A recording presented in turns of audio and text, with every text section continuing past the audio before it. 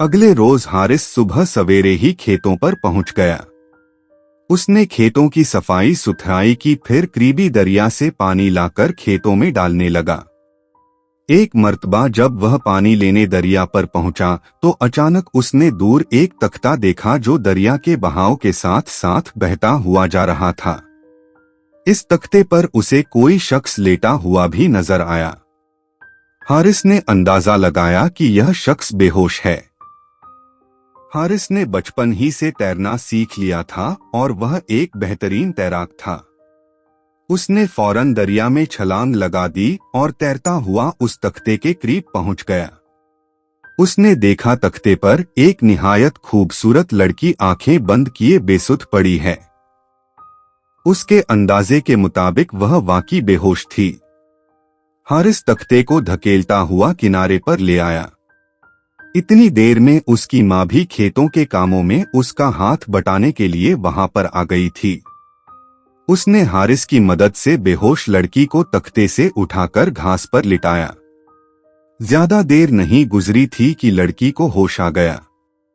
पहले तो वह हैरानी से इन दोनों को देखने लगी, फिर उसकी आंखों से टप टप आंसू गिरने लगे। उसने बताया कि वह अपने शौहर के साथ एक बड़ी बादबानी कश्ती में बैठी अपने माँ बाप के घर जा रही थी कि तूफान आ गया। तूफान के थपेड़े इतने शदीद थे कि कश्ती टूट फूट गई। सब लोग पानी में डूबने लगे।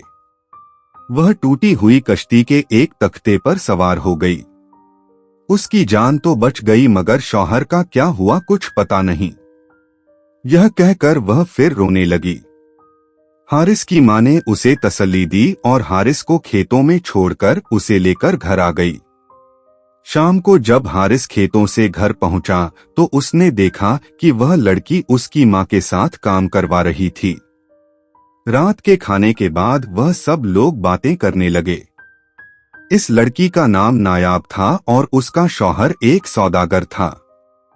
हारिस ने उसे इत्मीनान दिलाया कि अल्लाह ने चाहा तो उसका शौहर मिल जाएगा, इसलिए वह फिक्र न करे। हारिस की मां ने उससे कहा कि जब तक उसका शौहर नहीं मिल जाता वह इत्मीनान से उनके साथ रहे। एक दो रोज में नायाब को उनके हालात के बारे में सब कुछ पता चल गया था। उसे यह भी मालूम हो गया था कि वह बेहद गरीब हैं। वह हारिस से भाइयों जैसा प्यार करने लगी थी। उसने हारिस से कहा, हारिस भैया, भाई खेतों में तो काम चलता ही रहेगा, मैं घर में खाली बैठकर क्या करूंगी।